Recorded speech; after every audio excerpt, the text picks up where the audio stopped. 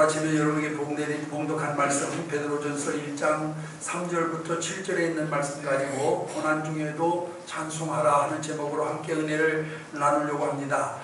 미국의 대통령 가운데 누즈벨트라고 하는 대통령이 그런 말을 했습니다.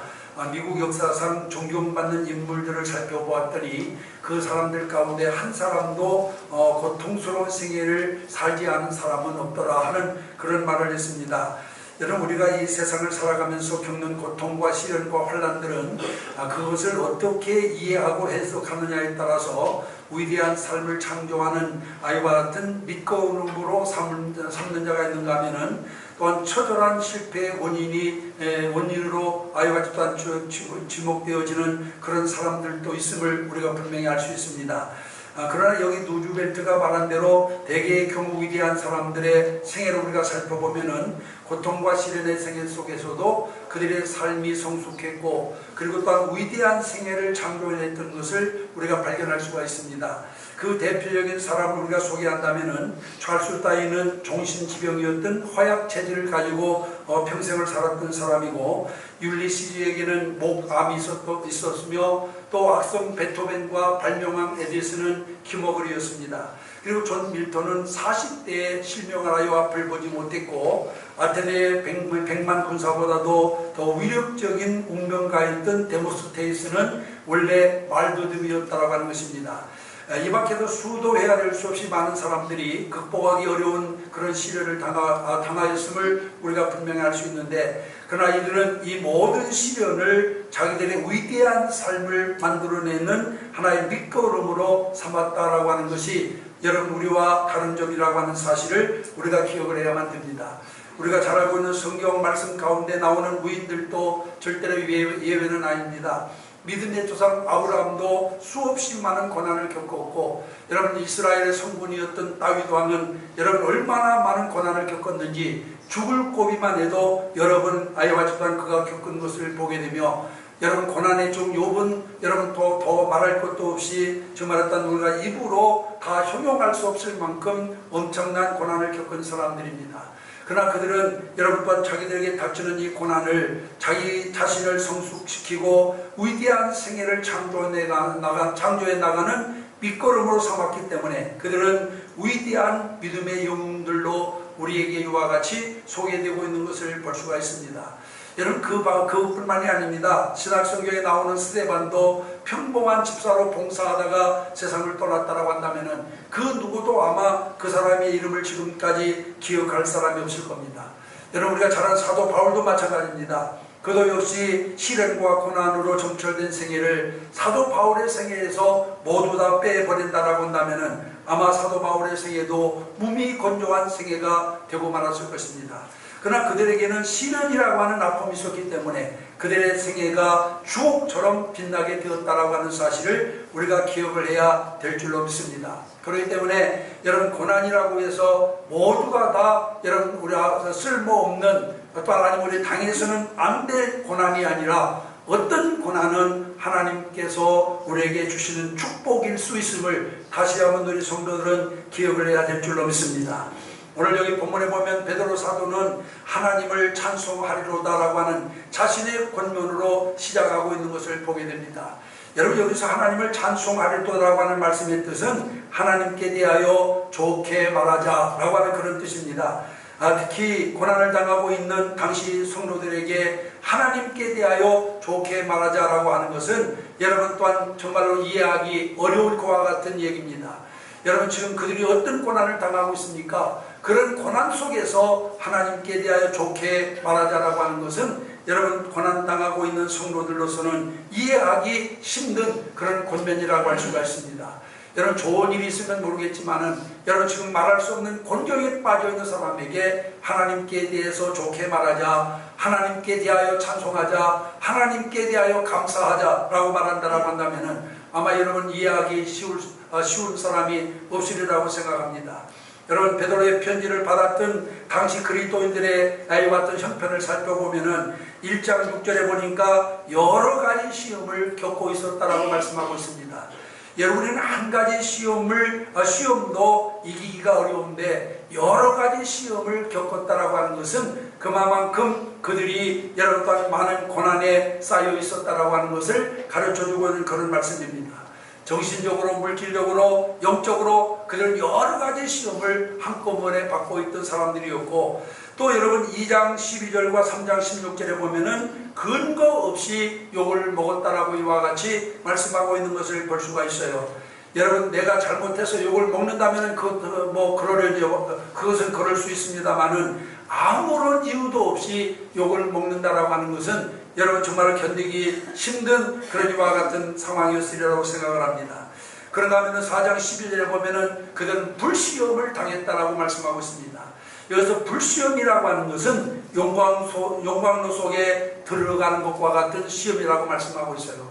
여러분, 보통 사람은 용광로 근처에도 여러분 가기가 힘든데 용광로 속에 들어가는 것 같은 시험을 당했다라고 하는 것은 말로 그들이 형용할 수 없는 큰 고난에 처해 있었다라고 하는 것을 가르쳐주고 있는 그런 말씀이고, 또 4장 19절에 보면은 생명까지도 위협을 받았다라고 이와 같이 말씀하고 있는 것을 볼 수가 있습니다. 이러한 고난은 모두 그 이유가 하나인데, 예수를 믿는다라고 하는 이유 때문에 그들은 여러 가지 시험을 한꺼번에 받기도 하고 근거 없이 욕을 먹기도 하며 불시험을 당하기도 하고 생명에까지도 위협을 당하게 되었다라고 말씀하고 있습니다. 그러므로 그들은 하나님께 대해서 얼마든지 원망도 할 수 있었고 불평도 할 수 있었습니다. 그런데 바울은 그들을 향하여 하나님께 대하여 좋게 말하자라고 이렇게 권면하고 있는 것을 볼 수가 있습니다.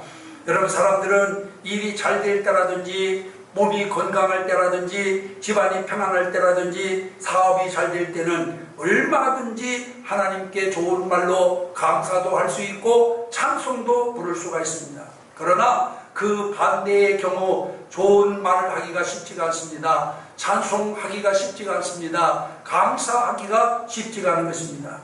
여러분, 무엇을 주었기 때문에 어떻게 되었기 때문에 감사하고 찬송을 하는 것은 쉽습니다만은, 그러나 여러분 또한 아무것도 없는 상황에서 오히려 고난에 처해 있는 상황에서 하나님을 또한 찬송하고 하나님께 감사드린다라고 하는 사실은 여러분 사실상 말처럼 쉬운 것은 아닌 것입니다. 그런데 베드로는 지금 고난당하고 있는 성도들 향하여서 세번역 성경에 보니까 뭐라고 말씀하고 있느냐? 하나님께 대하여 악평하지 마시오. 하나님께 대하여 좋은 말로 그 이름을 찬송하시오 라고 이렇게 권면하고 있는 것을 볼 수가 있습니다. 여러분, 이것은 참으로 차원 높은 신앙 고백이 아닐 수가 없습니다. 그렇게 고된 고난과 환난 속에서도 하나님께 대하여 악평하지 아니하고 불평하지 아니하고 원망하지 아니하고 하나님을 찬송하고 하나님께 감사한다라고 하는 것은 여러분 참으로 차원 높은 신앙을 가진 사람이 아니고서는 하기 힘든 일이라고 생각합니다. 그러면은 왜 우리가 고난을 받으면서도 시련 속에서도 찬송을 하고 하나님께 감사하는 자가 되어야 될까요? 오늘 여기 본문이 그 해답을 우리에게 주고 있습니다. 우선 본문 1절에 여기 3절에 보면은 뭐라고 말씀하고 있습니까? 우리 주 예수 그리스도의 아버지 하나님을 찬송하리로다. 그의 많으신 긍휼대로 예수 그리스도를 죽은 자 가운데서 부활하게 하심으로 말미암아 우리를 거듭나게 하사 산 소망이 있게 하시며 라고 여기 말씀하고 있는 것을 보게 됩니다. 우리가 왜 고난 속에서도 감사해야 됩니까? 하나님의 많으신 긍휼 때문이라고 이와 같이 말씀하고 있는 것을 보게 됩니다. 여러분, 이 많으신 긍휼이라고 하는 말이 무슨 말이에요? 이 많으신 긍휼이라고 하는 것은 풍성한 사랑이라고 하는 그런 말입니다. 여러분, 누구에게나 약간의 인정은 있을 수 있습니다. 동정도 있을 수 있고 사랑도 있을 수 있습니다. 그러나 하나님의 사랑과는 비교할 수 없음을 기억하시기를 바랍니다. 아멘. 바울은 풍성한 하나님의 사랑을 에베소 3장 19절에서 그 넓이와 길이와 높이와 깊이라고 하는 표현으로 설명하고 있는 것을 볼 수가 있어요. 우리가 하나님을 찬양해야 할 이유는 하나님이 사랑으로 우리를 긍휼히 여기기 때문이라고 이와 같이 말씀하고 있는 것을 볼 수가 있습니다. 하나님은 우리를 사랑하시기 때문에 불신과 불순종을 용서하시고 그리고 진노의 채찍을 내리지 아니하실 뿐만 아니라 예수를 믿음으로 말미암아 구원을 얻게 만들어 주신 것을 기억하시기를 바랍니다. 아멘. 여러분, 하나님의 사랑이 어떤 사랑입니까? 여러분, 성경에 보면 하나님의 사랑을 여러 가지로 표현하고 있는데 대표적인 것을 몇 가지 든다면은 우선 첫째로 하나님은 끝없는 사랑으로 우리를 사랑하십니다. 요한복음 13장 1절에 보면은 세상에 있는 자기 사람들을 사랑하시되 끝까지 사랑하시니라 하고 말씀하고 있어요. 여러분, 주님의 사랑은 끝이 없는 사랑입니다. 사람들은 좋아하다가도 싫어할 수가 있어요. 또 싫어하다가도 좋아할 수도 있어요. 그러나 하나님은 여러분 시종일관 여러분 끝까지 살아가시는 분이심을 기억하시기를 바랍니다. 또 하나님의 사랑은 어떤 사랑입니까? 선행적인 사랑입니다. 우리는 내가 하나님을 믿기로 작정했다라고 생각할지 모르지만 성경은 뭐라고 말합니까? 내가 하나님을 택한 것이 아니라 하나님이 나를 택하셨다라고 말씀하고 있어요. 사랑도 마찬가지입니다. 내가 아버지를 먼저 사랑한 것이 아니라 아버지께서 먼저 우리를 사랑하셨다라고 이와 같이 요한일서 4장 10절에 보면은 말씀하고 있는 것을 볼 수가 있습니다. 여러분, 하나님의 사랑은 선행적 사랑입니다. 먼저 주시는 사랑이요. 그 다음에 하나님의 사랑은 말할 수 없는 사랑입니다. 요한일서 3장 1절에 보면은 보라, 아버지께서 어떠한 사랑을 우리에게 주사 하나님의 자녀라 일컬음을 얻게 하셨는고 하고 말씀하고 있는 것을 보게 되는데, 이 말씀은 무슨 말이냐? 하나님의 사랑은 형용할 수 없는 사랑이라고 하는 것을 우리에게 증거해 주고 있는 말씀인 줄로 믿습니다. 아멘. 그뿐만이 아니에요. 우리가 요한복음 3장 16절에 보면은 독생자까지도 이와 같이 아끼지 아니하고 주시는 이와 같은 희생적 사랑이라고 하는 것을 우리가 분명히 알 수가 있습니다. 아멘. 여러분, 하나님이 독생자를 주신 이유가 뭡니까? 우리를 사랑하기 때문임을 믿으시길 바랍니다. 그런데 문제는 이렇게 우리를 사랑하신 하나님이 왜 우리에게 시련을 주시느냐, 고난을 주시느냐 하는 겁니다. 여러분, 그렇게 끝없이 그리고 또한 선행적으로 말할 수 없이 독생자까지 주시면서 우리를 사랑하시는 그 하나님이 왜 우리에게 고난을 주신다고 생각하십니까? 여러분, 오늘 여기 본문에 있는 말씀을 통해서 한마디로 말씀드린다면 그것은 하나님이 우리를 사랑하시기 때문인 줄로 믿습니다. 누구보다도 무엇보다도 하나님이 우리를 사랑하시기 때문에 우리에게 고난도 주시고 시련도 주신다라고 하는 것을 기억하시기를 바랍니다. 어느 아들이 또한 초등학교를 들어가면서 아버지에게 핸드폰을 사달라고 전화됐어요. 그래서 아버지는 조금 더 있다 사주겠다고 하니까 이 아버지를 설득하기 위해서 없는 재주 있는 재주 다 동원해가지고 아양을 떨면서 자기 아버지를 설득해 놨습니다. 그러니까 이 아버지는 이 아들의 설득에 그만 넘어가서 핸드폰을 사줬어요. 그런데 핸드폰을 사주자마자 여러분, 아버지와 가는 거리가 멀어지고 그 다음에 핸드폰만 가까이 하게 됐습니다.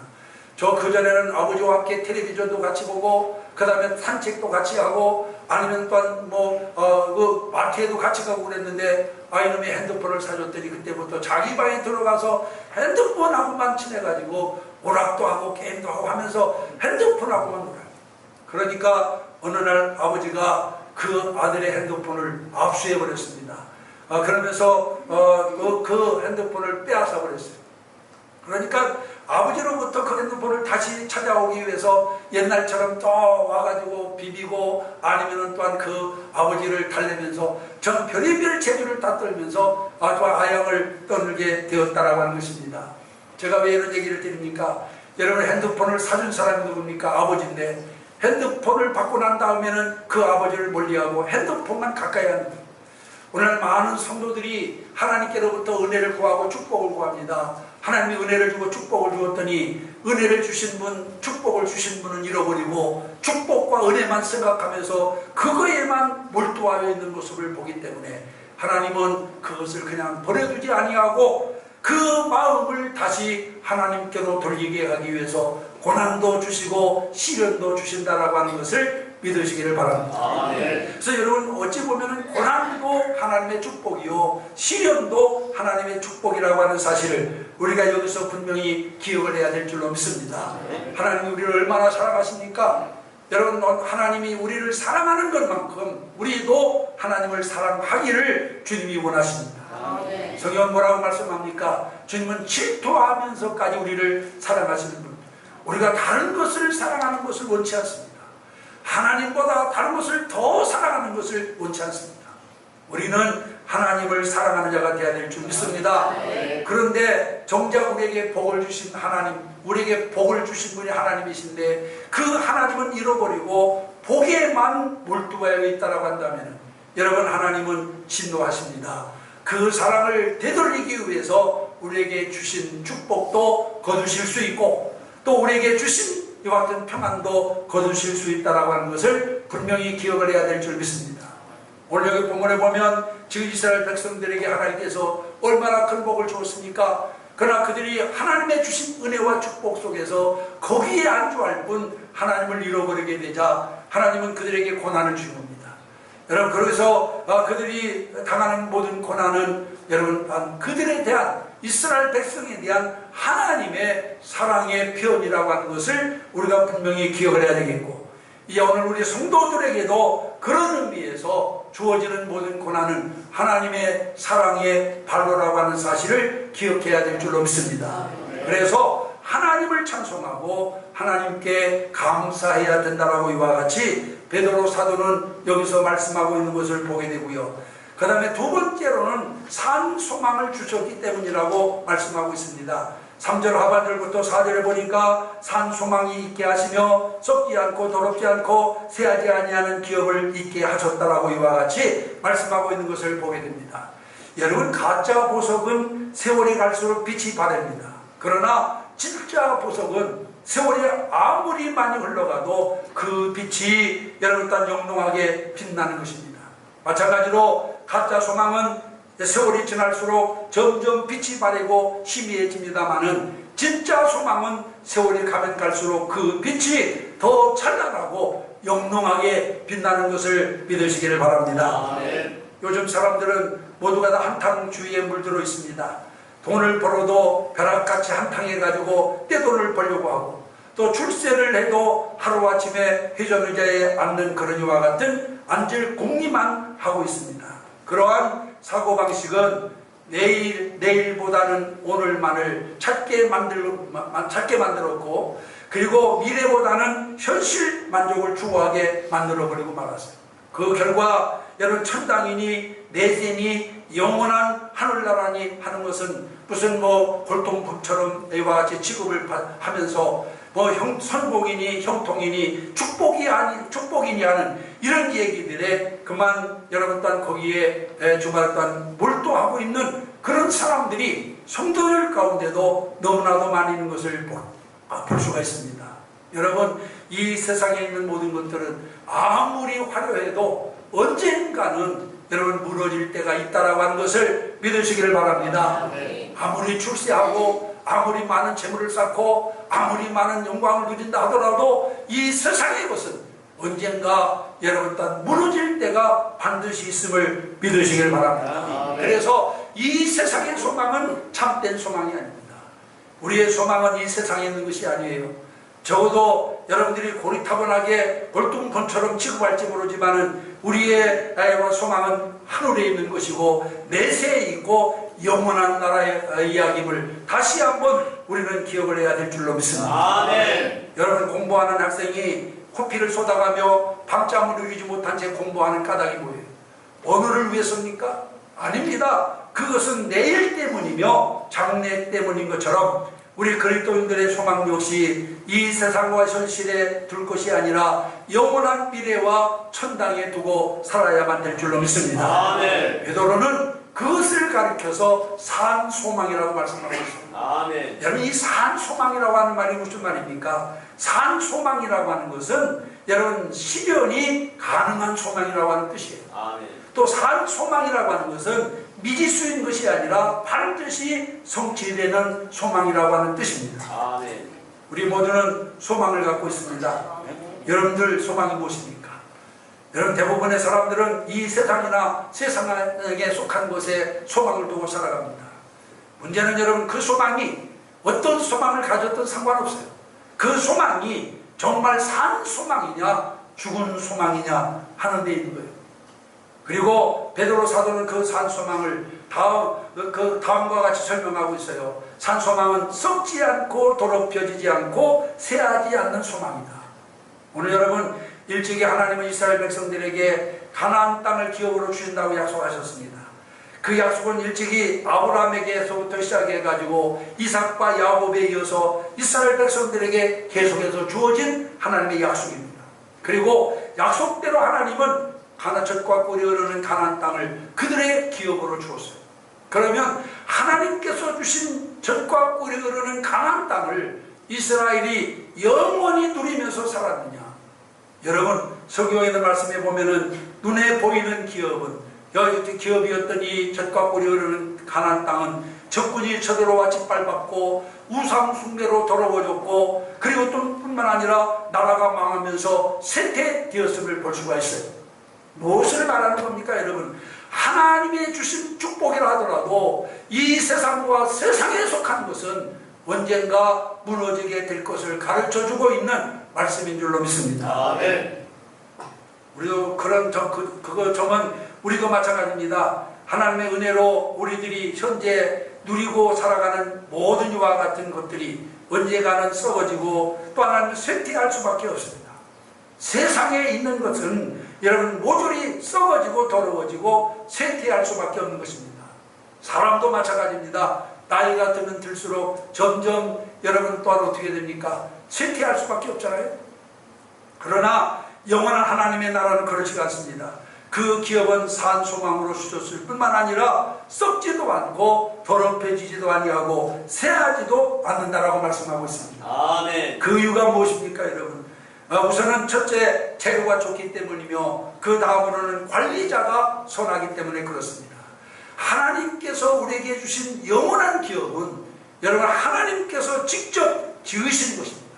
그렇기 때문에 그 기업은 절대로 쇠하거나 더럽혀지지 않는다라고 하는 것을 우리가 기억을 해야 될 줄로 믿습니다. 아멘. 그래서 성경에 있는 말씀 가운데 보면 우리가 보물을 쌓되 땅에 쌓지 말고 하늘에 쌓아야 된다라고 말씀하고 있고, 그리고 먹고 마시고 입을 것을 염려하기보다는 그 나라와 그의 의를 먼저 구하라고 말씀하고 있습니다. 아멘. 그래서 여러분, 우리는 하루의 소망을 가지고 살을 때 진정한 아이와 같은 소망이 넘치는 삶을 살게 될 줄 믿습니다. 아멘. 그래서 지금 베드로 사도는 이 땅에서 우리가 고난을 통해서 우리가 그동안 쌓았던 것들이 무너져 내린다 하여 낙심하거나 절망하지 말아라.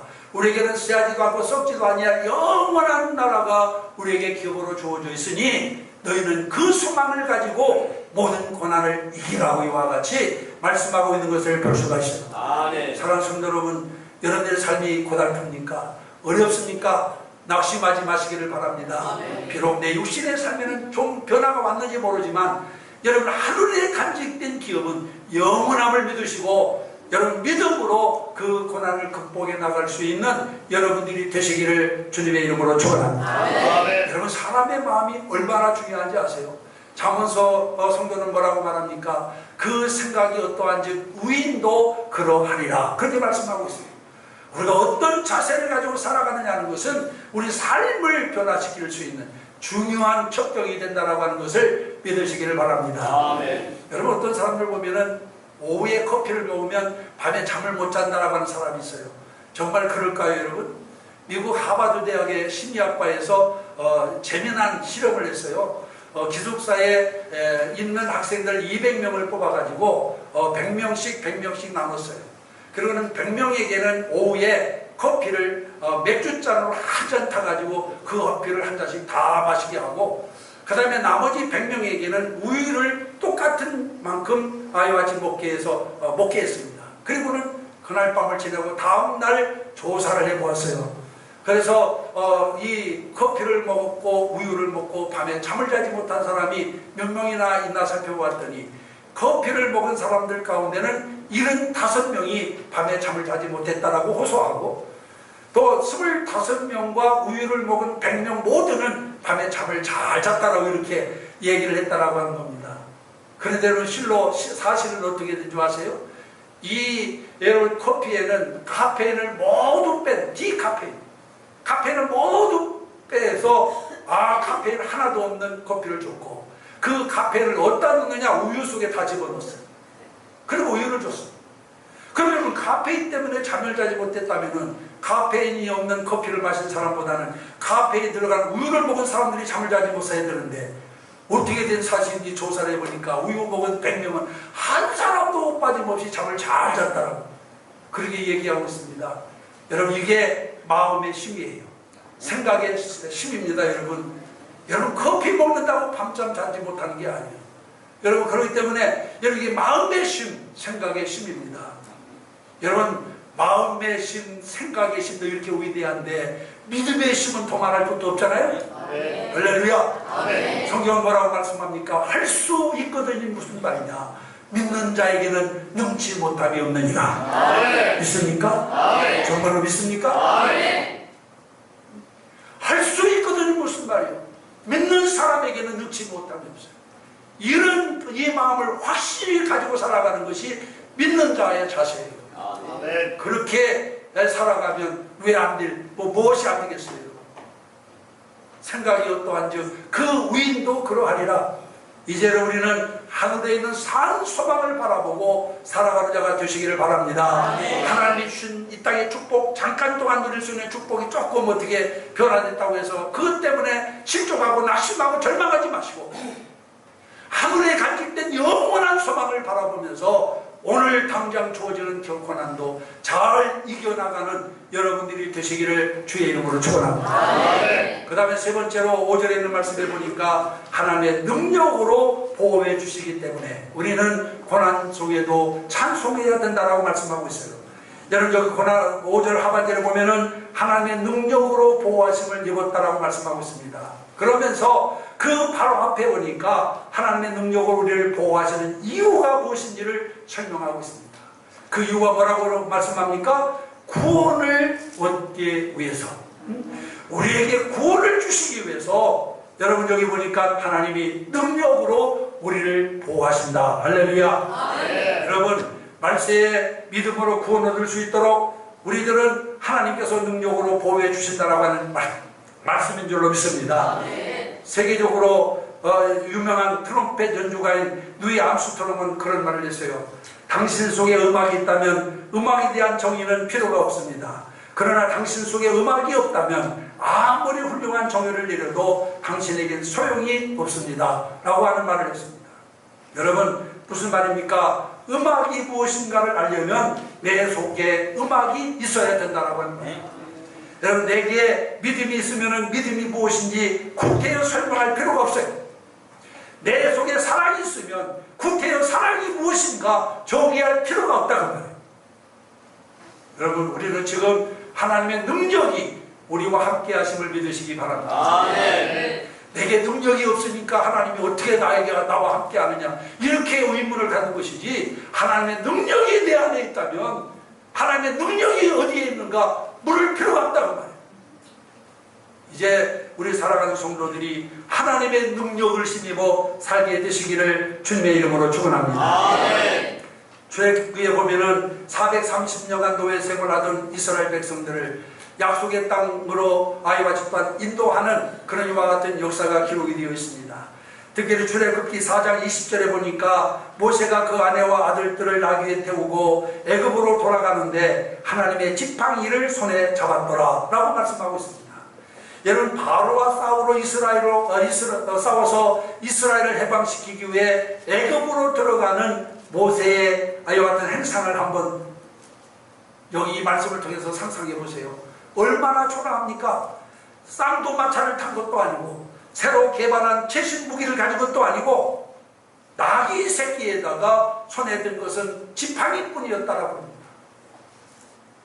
여러분 그거 한번 생각해 보세요. 나귀 새끼를 타고 지팡이 하나 가지고 어떻게 권세가 당당한 하늘에 나는 새도 떨어뜨릴 수 있는 권세를 가진 바로와 대항해서 싸울 수가 있단 말입니까? 그러나 잘 들으세요. 모세가 잡은 지팡이는 그냥 나무 지팡이가 아니에요. 성경에 보니까 그 지팡이를 하나님의 지팡이라고 말씀하고 있습니다. 아멘. 하나님의 지팡이. 하나님은 모세가 든 지팡이를 통해서 역사합니다. 아멘. 기적도 베풉니다. 또한 홍해도 가릅니다. 아멘. 여러분 그 결과 여러분 그를 따르던 아여봤던 애굽의 모든 전차부대는 다 물속에 수장되어 버리고 말았지만, 그러나 모세를 따르는 이스라엘 백성들은 그 지팡이를